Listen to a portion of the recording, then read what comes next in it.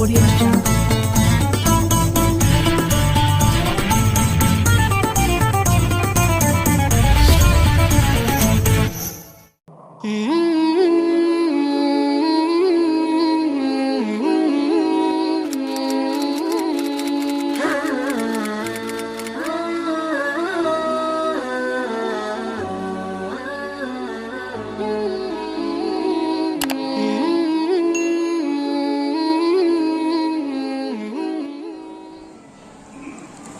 Innal hamdalillah nahmaduhu wa nasta'inuhu wa nastaghfiruh wa na'udzu billahi min shururi anfusina wa min sayyiati a'malina.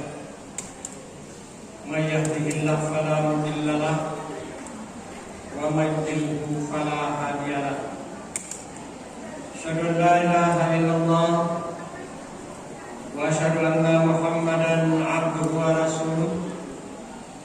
Allahumma fassalli wa sallim ala hadha nabiyil karim Muhammadin wa ala alihi wa sahbihi ajma'in.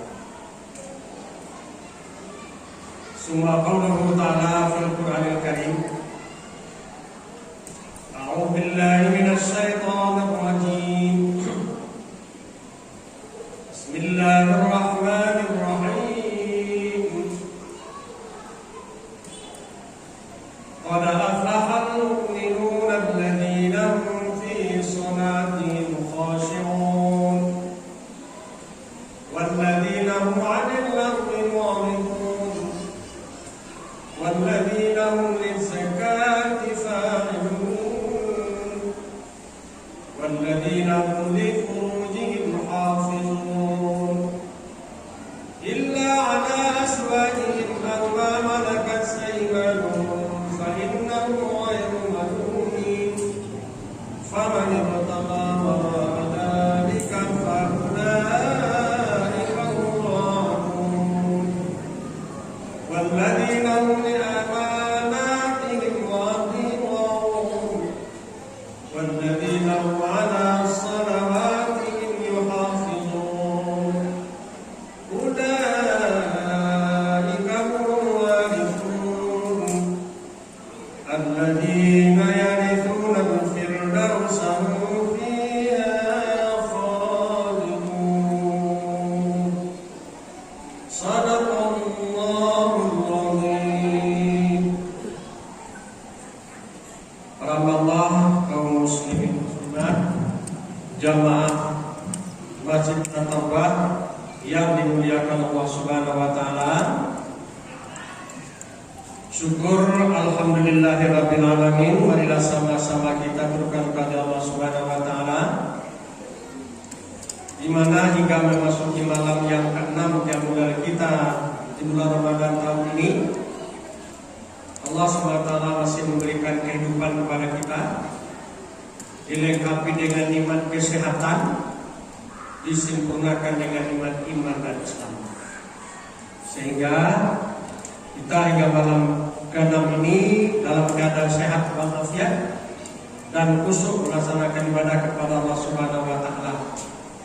Tentu kita berdoa kepada Allah, semoga semua ibadah kita yang telah kita kerjakan khususnya di Ramadan, baik saum Ramadan, baik kemuliaannya, baik ibadah-ibadah sunnah lainnya, Allah terimanya sebagai ibadah yang saleh, dibalas dengan pahala yang berlipat ganda. Amin ya rabbal alamin. Salawat dan salam tercurahkan kepada Allah Nabi besar Muhammad sallallahu alaihi wasallam.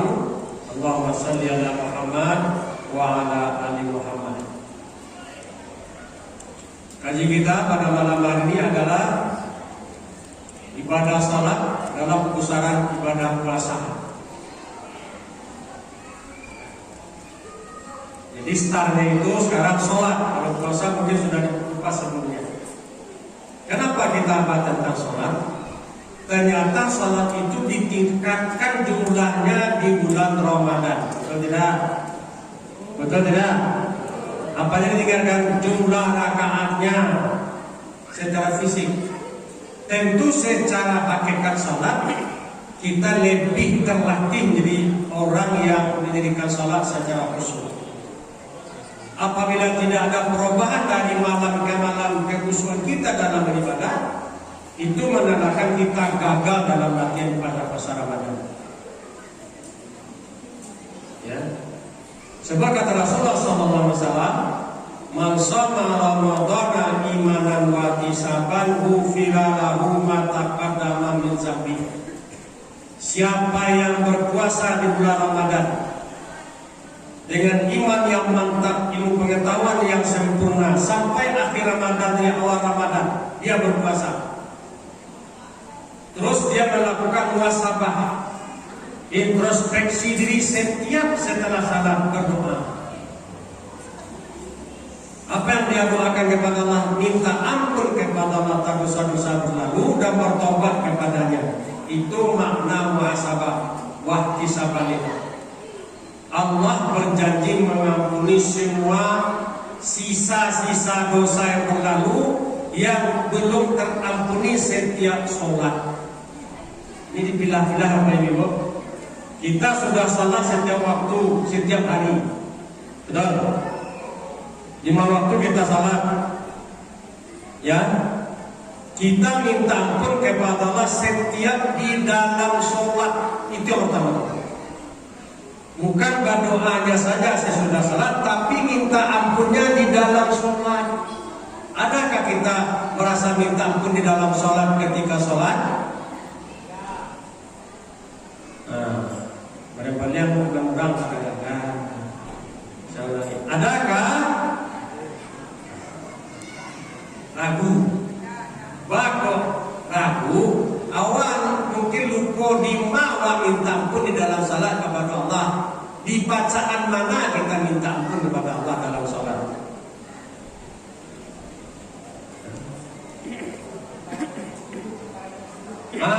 Itu dia yang minta ampun tuh. Baca doa tersebut 8 doanya. Bagaimana itu? Nomor 1, nomor 2, nomor 3, nomor 4, nomor 5, nomor 7, 8. Nomor 1. Apa yang kita baca? Rabbighfirli. Sudah kita sujud. Allahu Akbar. Rabbighfirli warhamni wajibulni warfa'ni warzuqni wahdini wa'afini wa'afini. Yang pertama kita minta kepada Allah ketika duduk, ya Allah, ampuni dosaku antara salat tadi kalau kita salat maghrib, antara salat maghrib dengan salat isya. Sebentar lagi antara salat isya dengan salat tarawih. Besok pagi antara salat tarawih dengan salat subuh. Zuhur antara salat subuh dengan salat zuhur. Jadi setiap salat kita minta ampun atas dosa yang kita lakukan dari salat sebelumnya ke salat yang sedang kita lakukan. Kenapa kita tidak terasa mensampun? Karena kita banyak yang tidak khusyuk di dalam sholat. Pikiran kita melayang-layang ketika sholat. Betul? Betul? Betul apa betul? Kenapa melayang-layang? Begitu kita takbir, iblis langsung melingkari kita, mengerayangi, dikerayanginya perasaan kita, pikiran kita. Dibawa oleh iblis ke masa lalu kita, dibawa oleh iblis ke masa depan kita. Kayaknya kadang-kadang kita sedang-sedang seperti orang sedang menonton episode film. Begitu kita assalamualaikum, CN filmnya selesai. Walaupun muncul juga bacanya, bahkan bacanya cepat karena butuh hafalnya. Sujud, Allahu Akbar tadi dapat dalam-dalam. Allahu Akbar. Apakah begitu kita cara meminta kepada Allah? Dengan cepat-cepat seperti itu? Anak kita saja minta kepada kita seperti itu, akan kita kabulkankah permintaannya? Anak permusuh sekolah yang kedua ini salah macam. Berapa macamnya? Yang pertama buku, yang kedua pena, yang ketiga tas, yang keempat baju, yang kelima salawat, yang keenam kasih, yang ketujuh sepatu, yang kedelapan kaos kaki. Hanya meminta kawak satu nafas teh capek-capek. Wah, sekolah mah Sekolah tadi ini beli kesalahan macam bla selesainya pilih. Kira-kira. Itu sebabnya maka tidak bisa minta ampun karena kita tidak khusyuk dalam salat. Kenapa tidak khusyuk? Karena kita tidak membacanya dengan sempurna baca salat, berkoma-koma, dan kita tidak mengerti yang kita baca. Kita cukupkan saja hafalan ketika belajar salat di TPA ketika umur 12 tahun dulu. Kalau dengan murid TPA belajar baca salat subuh-subuh hari Minggu, kan betul? Ya kan? Semakin cepat dia membaca salat dan bersih, hebat berapa? Surat Ikhlas, qul huwallahu ahad, sama kami namanya, Allahu akbar, Assalamualaikum warahmatullahi wabarakatuh. Gurunya diam-diam saja. Apakah begitu membaca surat Ikhlas? Kalau gurunya benar, tentu gurunya ya tidak begitu bacanya. Bismillahirrahmanirrahim. Qul huwallahu ahad, Allahus samad, lam yalid wa lam yulad. Kan begitu membacanya, nak. Jangan seperti tadi.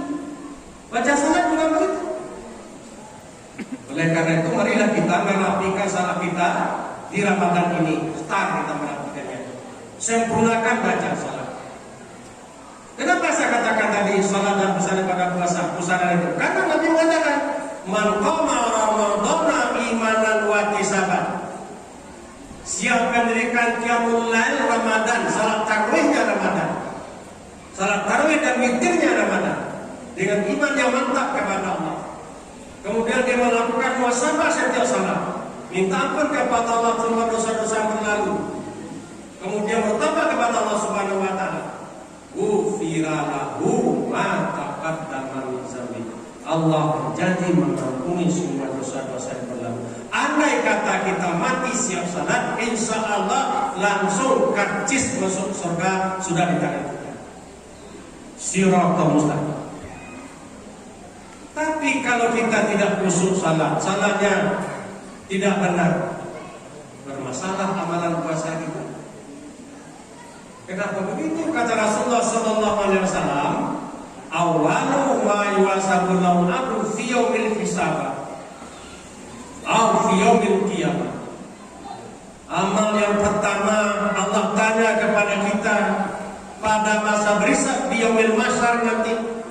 Satu persatu kita menghadap Allah. Yang pertama ditanya apa? Sholatuhu. Apa? Sholatnya. Idza saluhat sholatuhu. Kalau sholatnya benar salatnya, saluha sayu amali. Baru puasanya dihitung, baru zakatnya dihitung, baru infak sedekahnya dihitung, baru ibadah yang lainnya dihitung sebagai amal yang diterima Allah. Wa idza fasadat sholatu, kalau salatnya rusaklah seluruh amalannya, tidak diterima seluruh amalannya. Fasada sa'il amali. Hadis sahih. Itu makanya Rasul mengatakan as-sholatu imaduddin. Faman aqama faqad aqamaddin. Siapa yang mendirikan salat, dia menegakkan agama pada dirinya. Wa man taraka faqad adama. Siapa yang meninggalkan salat sengaja tidak salat, dia sedang menghancurkan agama Islam pada dirinya. Para Allah jamaah salat yang mulia Allah Subhanahu wa taala.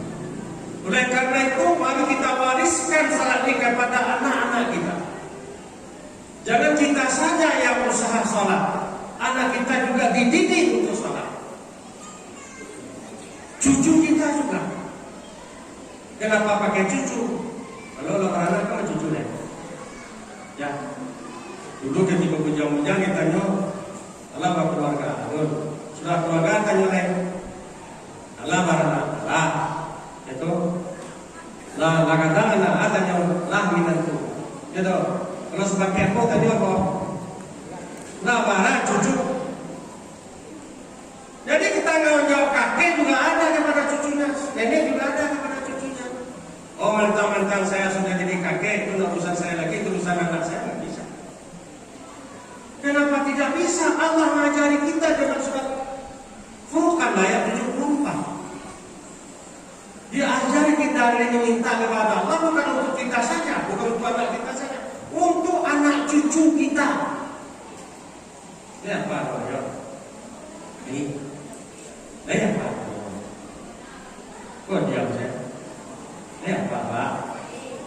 Mohon ayo. Rabbana hablana min azwajina wa dzurriyyatina qurrata a'yun waj'alna lil muttaqina imama. Apa artinya Rabbana? Apa artinya? Ya Tuhan kami, hablana apa? Berikanlah kepada kami min azwajina apa? Dari pasangan kami. Wa dzurriyyatina apa? Dari anak cucu kami. Dari anak cucu kami. Yang bagaimana? Yang qurrata a'yun, yang menyenangkan mata lahir, membahagiakan mata batin. Wa ja'alna lil muttaqina imama. Jadikanlah kami dan anak cucu kami jadi pemimpin pada masa yang akan datang. Itu doanya luar biasa. Kenapa luar biasa? Sampai di situ anak kita minta supaya jadi presiden. Presiden pemimpin tidak? Pemimpin. Gubernur? Pemimpin. RT? Kepala rumah tangga?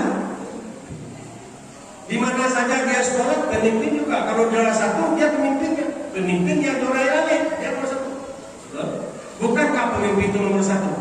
Jadi di mana saja dia berada, nanti jadi nomor satu terus. Ya, luar biasa doanya.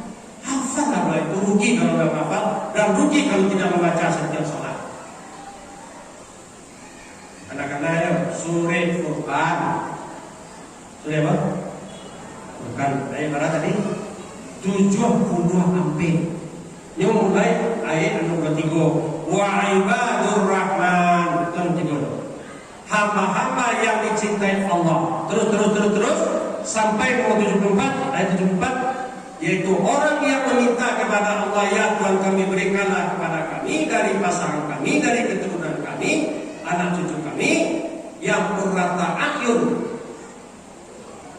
yang menyenangkan mata lahir, membahagiakan mata batin.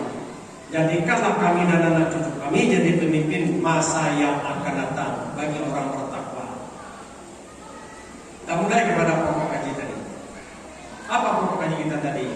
Sholat. Nah, untuk kita harus kita usahakan menyempurnakan sholat di Ramadan ini. Latihan salat khusyuk. Tolong digarisbawahi. Saya akan latihan salat khusyuk selama Ramadan sampai akhir Ramadan.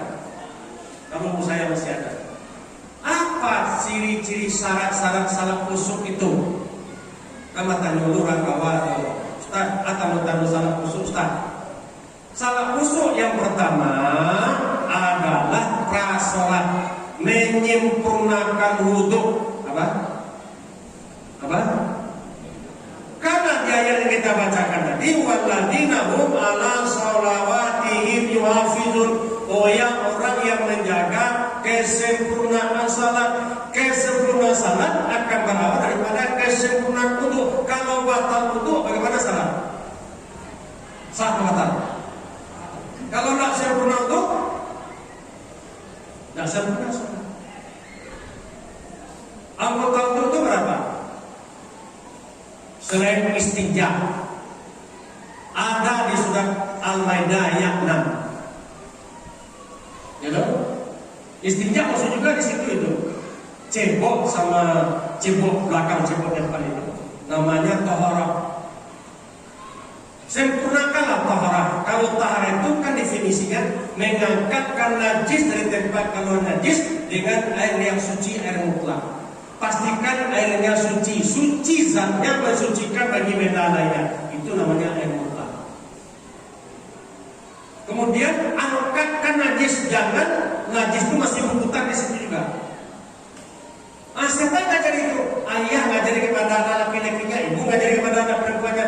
Kemaluan itu disiram, bukan diraba. Ya kan? Disiram supaya turun najisnya. Ada kawan baraba, kami aja tengok baraba sih. Laki itu situ dia najis itu. Kalau itu baca buah, ayah lelaki tetangga, ayah nelayan di jual kemanuan, bagi tuan tentu di situ juga. Tapi kalau disiram sampai ke mana balik ke bawah kan? Maka disiram, tangan kiri memegangnya, tangan kanan mengambil air dengan timba atau ini jadi timba, siramkan ke situ turunnya ke bawah. Nah, kalau belakang sama dengan perempuan. Tangan kanan mengambil air, tangan kiri membersihkan. Makanya di WC-WC kita tolong siapkan timbo. Kalau enggak semprot.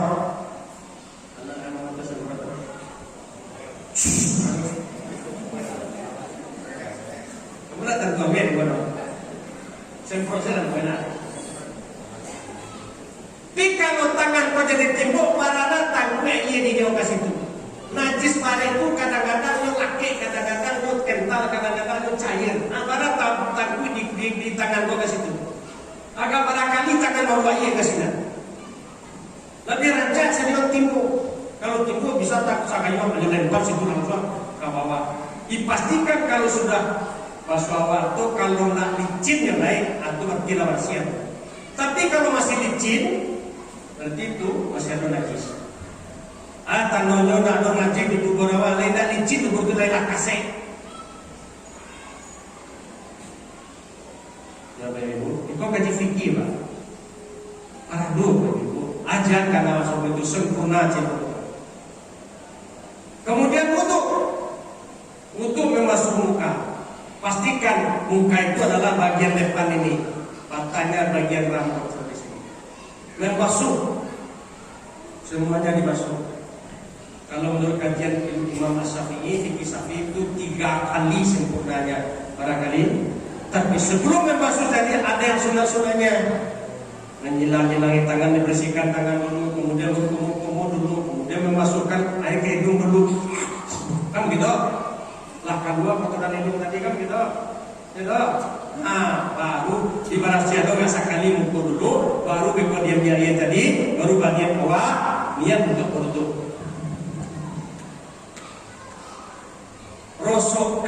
Rosokkan ujung jari tangan yang ibu jari ini ke mata ini.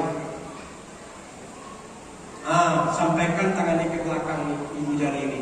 Karena ini bagian muka juga di sini nih, pinggirnya. Kata Imam Syafi'i lebih-lebihkanlah ketika berwudu supaya sempurna. Kemudian membasuh tangan sampai 2 mata siku. Yang sempurna berwudu itu disorong, bukan diginikan. Kalau keran diginikan, itu tidak sempurna. Yang sempurna disorong.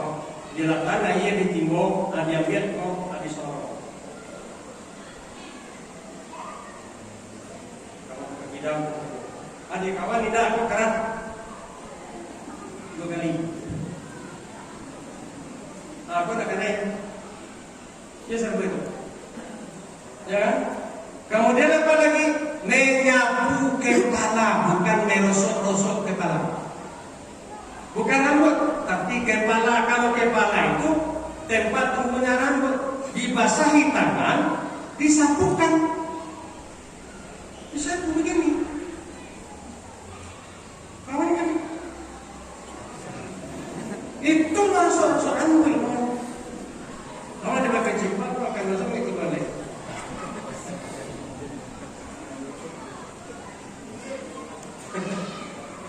Ya, gitu. Jadi menyapu, diambil air sini, udah basah airnya, tangannya, diangkat, bukan nyiram. Ayam basah tadi diginikan. Dalam satu red boleh langsung ke telinga.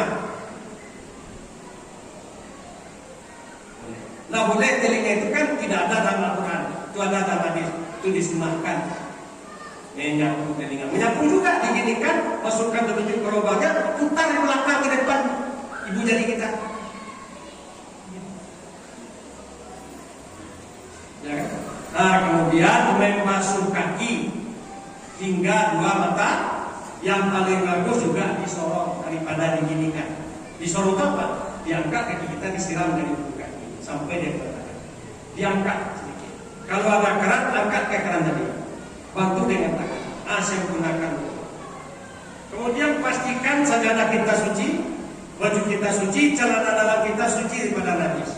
Jadi bapak-bapak ibu yang suka bepergian, tolong siapkan celana dalam serap dalam tas atau di jok mobil.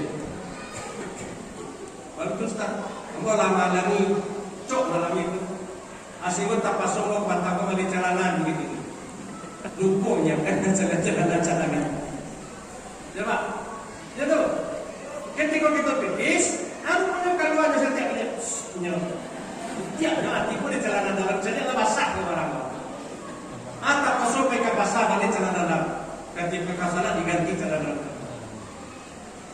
Kalau dibawa pakai ibu-ibu juga begitu, anak-anak kita juga begitu. Ya baik itu. Baru masuk prosesi salahnya. Sempurnakan niat. Nah, sebelum kita berniat, dianjurkan kita berdoa supaya jauh dari gangguan setan. Gangguan apa? Gangguan apa? Minimal baca ta'awuz. Ya. Kemudian atau baca surah Al-Mu'minun ayat 77 kalau salah. Itu. Rabbi a'udzubika min hamadatis syayatin wa rabbi a'udzubika ayatun. Rabbi a'udzubika min hamadatis syayatin wa rabbi a'udzubika ayatun. Ya Allah, jauhkanlah aku daripada godaan setan dan jauhkanlah setan daripada. Minimal baca a'udzubillahi minasyaitonir atau baca surat An-Nas, surat apa? Sampai kita di sajadah, niat kita di hati kita mau salam apa silakan diniatkan. Takbir Allahu Akbar. Baru masuk kita prosesi salam khusyuk. Sempurnakan takbirnya. Allahu Akbar. Rasakan kita sakit di hadapan Allah. Allah Maha Besar. Harus ada perasaan itu. Karena di dalam surah Al-Baqarah 45 ya tahu. Wasta'inu bis-sabri was-shalah. Wa innaha lakabiratun illa 'alal khashiyin. Mohonlah pertolongan kepada dengan sabar yang disertai sholat. Itu sangat berat kecuali bagi orang yang khusyuk. Siapa orang khusyuk itu? Yang pertama, alladzina yazunnuna annahum mulaqu rabbihim. Orang yang ketika dia mulai start salat, dia merasa di hadapan Tuhannya. Bagaimana kita merasa di hadapan Tuhan? Menemui Tuhan, Allahu Akbar, kita hayati Allah Maha Besar, kita sangat kecil melihat. Baru kita baca-bacanya. Bacalah bacaan dengan sempurna makhrajul hurufnya. Karena bacaan salat itu bacaan Al-Quran. Betul? Betul? Kalau belum mengerti artinya sempurnakan saja bacanya per koma-koma, jangan digorong-gorong. Guru TPA kita mengajarkan kita baca salat kabira walhamdulillahi katsira wa subhanallahi bukratan wa asila. Sampai itu berarti inni wajjahtu wajhiya lilladzi fatara as-samawati wal arda hanifan wa ma ana minal musyrikin. Berhenti di situ. Inna sholati wa nusuki wa mahyaya wa mamati lillahi rabbil alamin. Berhenti di situ. La syarika lahu wa bidzalika umirtu wa ana minal muslimin. Berhenti di situ. Jangan digorong sama la syarika lahu dari kabilah sampai la syarika lahu satu nafas.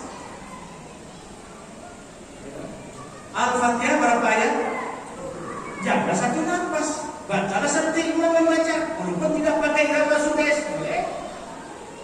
Nah, pada dua agama sudes pakai salat-salat, no? Bismillahirrahmanirrahim. Alhamdulillahirabbil alamin. Arrahmanirrahim. Maliki yaumiddin. Iyyaka na'budu wa iyyaka nasta'in. Ihdinas siratal mustaqim. Siratal ladzina an'amta 'alaihim ghairil maghdubi 'alaihim waladdallin. Itu kan perkembangan. Ada kawan indah. Setan memayakan kawan ke depan. Kok karena sudah pula menunggu kok. Dulu di pasar lain. Gua umas yang lain, lalu begitu yang lain, bawang umat cian lain. Dia itu kecil setan. Yo, apa itu saya pas. Bismillahirrahmanirrahim. Dia kata boleh kata saya setan dan dia sekali malam-malam. Apakah khusyuk? Yang khusyuk pertama itu menyempurnakan niat, yang kedua menyempurnakan bacaan, yang ketiga menyempurnakan memahami yang dibaca, tahu yang kita baca. Karena salat itu dialog kita dengan Allah, kaduan kita kepada Allah. Di salat itu kita mengadu kepada Allah. Kok mengadu kau orang cici kalimat doa? Awak sedang sedih datang orang kawa, wah di matiku minum matiku. Apa kau orang bisa berhenti mengadu? Salat itu tanpa mengadu, curhat kepada Allah, tanpa minta tolong kepada Allah. Ada bacanya yang pernyataan, Itu dia iftitah tadi. Ada baca iftitah yang doa. Allahumma ba'id baini wa baina khotoyaya kama ba'ta bainal masyriq wal maghrib. Itu doa. Tapi kalau kabira sampai la syarika lahu itu pernyataan syahadat. Amannya di Al-Fatihah itu A 1 sampai 4 itu zikir. Apa? 5 sampai 7 itu doa. Ngerti kita. Tentu tidak mungkin di sini Ustaz ajarkan. Bagaimana caranya? Tidak ada jalan lain. Kalau nak di rumah berputus salat, baik ke pasaraya, 5 balik ribu cie narancang. Dan ketek bisa 10 ribu. Aku batal membalik itu diperbantukan KTP di kampung itu di doa. Itu mudah promosi ya, tapi itu balik. Semuanya itu untuk dengan salat itu. 5 saja ada tuh, banyak juga di pasar untuk awak. Untuk siapa? Untuk awak, untuk anak awak loh. Belajar anak awak salat ini sempurna. Jadi sempurnakan bacanya, sempurnakan mengertinya, sempurnakan gerakannya. Apanya? Gerakannya. Lipat tangannya sempurna. Ya, jangan begini. Ada kenapa begini? Kalau ada dalilnya silahkan. Tapi dalil yang umum di hadis Sahih Bukhari Muslim itu di tengah-tengah tidak ada tangan kanan memegang pergelangan tangan kiri.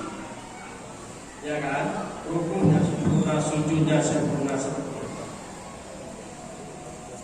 Baru kita masuk kepada qad aflahal mu'minun, beruntunglah orang mukmin.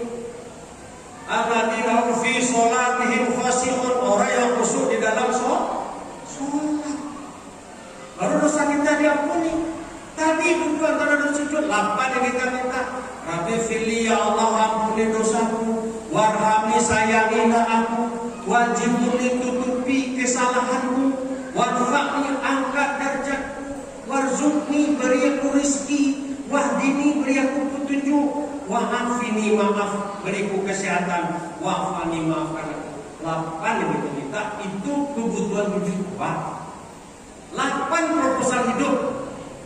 Yang pertama minta diampuni dosa berlalu. Yang tujuan lain dan kawat terima sesudah sholat. Apabila terima awak menjadi kekasih Allah, dirahmati Allah, yang dia rahmat. Dan kedua ditutupi kesalahan, dicukupkan kekurangan. Dan ketiga diangkat derajat. Yang keempat minta rezeki. Yang kelima minta petunjuk bagaimana cara mencari rezeki.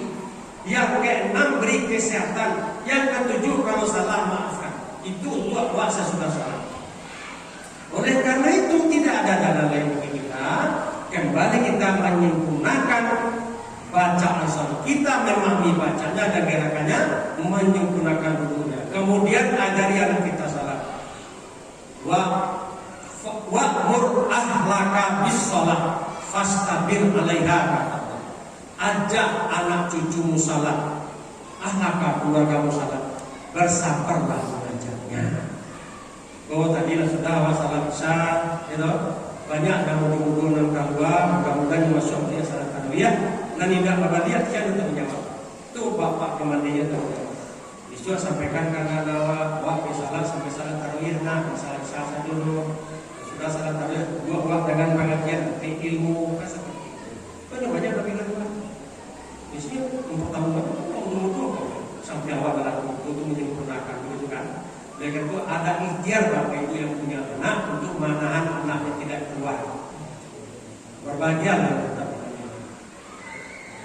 Mudah-mudahan dengan kajian seperti ini, marilah kita berupaya semenjak masuk malam ke-6 ini, malam ke-7 sampai malam terakhir, salat kita sampai sempurna dan sampai khusyuk. Mudah-mudahan dosa kita diampuni Allah SWT. Amin ya rabbal.